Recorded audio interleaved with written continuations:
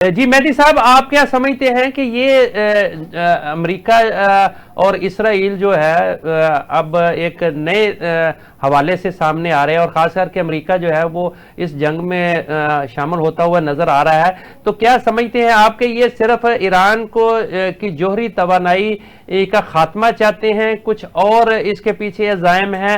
चूंकि आप पिछले दिनों तेहरान में थे, आपने क्या महसूस किया, मामलात किस तरफ को जा रहे हैं?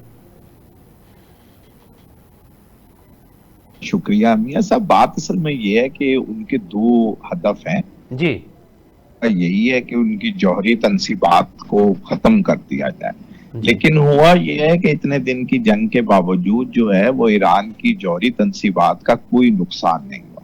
अब तो ठीक। आईएई की रिपोर्ट भी आ गई है कि जी। वहां कुछ नहीं हुआ। और वैसे भी दो ऐसी जौहरी उनकी तनसीबात है मियां साहब जो 100 फुट से ज्यादा गहरी है जमीन के अंदर, जी वो जमीन के जेरे जमीन है। तो जी उसके लिए मारने के लिए जरूरी है कि आपके पास कम से कम B-52 बमबार तैयारा होना चाहिए, और एक वक्त में आप 35 जो मिलियन पाउंड का बम है, वो आप जिसे डेजी कटर कहा जाता है, वो आप मारेंगे तो जाकर जमीन के अंदर जो है वो नुकसान दे सकता है। जी। ये सलाहियत जो है ये इजराइल के पास नहीं है। सही। दूसरी चीज, इजराइल ये चाहता है कि किसी तरह वहां रजीम तब्दील हो जाए और इजराइल की कठपुतली हुकूमत जो है जैसे और जगहों पर है वहां ईरान में आ जाए। अब इस टारगेट को हासिल करने के लिए भी उनको जरूरत थी कि या तो ईरान के अंदर से लोग निकल आते और वो ईरान के अंदर एक खाना जंगी शुरू हो जाती, सिविल वॉर शुरू हो जाती, जी जैसे हमने सद्दाम हुसैन के टाइम देखा, जैसे जी लिबिया में देखा, जैसे हमने सीरिया में देखा। लेकिन हुआ उल्टा है कि ईरान के वो लोग भी जो इस हुकूमत के खिलाफ भी हैं, जैसे तोदा पार्टी जो बहुत मरकजी पार्टी थी इनकलाब लाने में, लेकिन बाद में जो है वो लड़ाई हो गई मौलवी साहिबान से और उस पर बैन लगा दिया गया। और 1979 से अब तक वो पार्टी सफर कर रही है मरियम साहिबा की। लेकिन इसके बावजूद कि ये सब कुछ उन्होंने दिक्कतें देखी, वो इस वक्त जो है वो ईरान की कौम के साथ, ईरान के मुल्क के साथ खड़े हो गए हैं। तो जो अंदर से लड़ाई कराने की कोशिश थी उसमें भी कामयाबी हासिल नहीं हो सकी है। सही। अब ये दोनों नाकामियों की वजह से जो है वो परेशानी जो है वो इजराइल में इसलिए बढ़ती जा रही है कि इजराइल के अंदर अब जो है वो बाकायदा मिसाइल गिर रहे हैं और वो बहुत ज्यादा नुकसान दे रहे हैं। अब से कुछ देर पहले इजरायली वजीर ने ये इंटरव्यू दिया है, उन्होंने कहा है कि इजरायली जो हैं हम उनको मुल्क से बाहर नहीं जाने देंगे, सिर्फ गैर मुल्कियों को इजाजत होगी इजराइल जी छोड़ने की।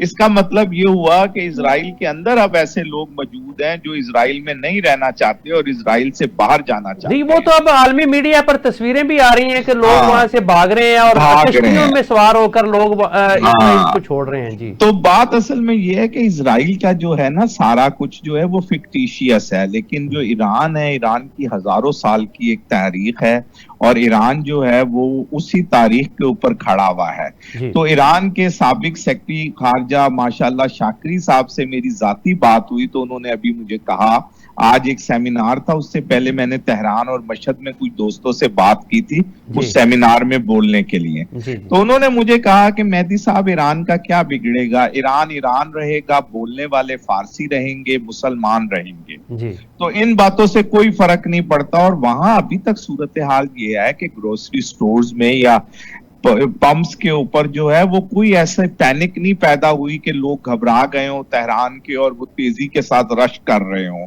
जी तो ये जो सिचुएशन है ये अमेरिका के लिए बड़ी तकलीफ देह है, क्योंकि अमेरिकन प्रेसिडेंट 3 दिन पहले ये समझ रहे थे कि ईरान जो है वो बस अब बिल्कुल घुटने टेकने वाला है। लेकिन हुआ ये है कि आज उनको ये कहना पड़ा है कि ईरान के पास भी बड़ी जबरदस्त फैसिलिटीज थी और जी उसके पास भी असला मौजूद था। अब मेरी जाती सा ख्याल है कि ये अब कोशिश करेंगे कि ईरान को किसी तरह इस हद तक डराया जाए या घबराया जाए कि उसको ये साबित किया जाए कि आप पर एटमी जंग मुसल्लद हम करने वाले हैं, कि जिसके बाद जो है वो ईरान जो है वो घबरा कर कोई और फैसला करे।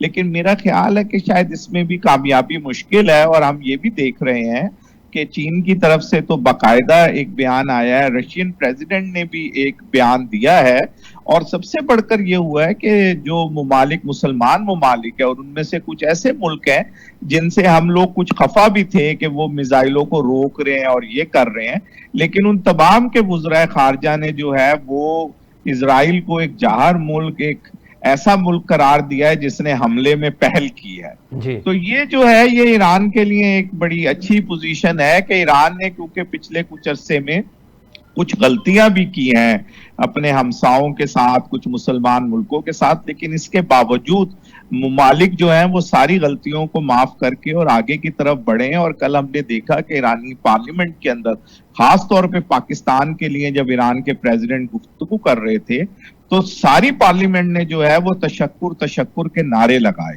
जी तो पाकिस्तान ने जो यूनाइटेड नेशन में उनकी मदद करी है, पाकिस्तान वैसे जो सिफारती सतह पर कर रहा है, तो ये सारी चीजें जो हैं ये ईरान के हक में जा रही है। और ईरान की कौम जो है वो डटी भी आया कि उस पर 40 साल से पाबंदियां लगी हुई हैं और बहुत सारे मसाइल है वहां पर, जी लेकिन इसके बावजूद वो जंग में एक कदम भी पीछे हटने को तैयार नहीं।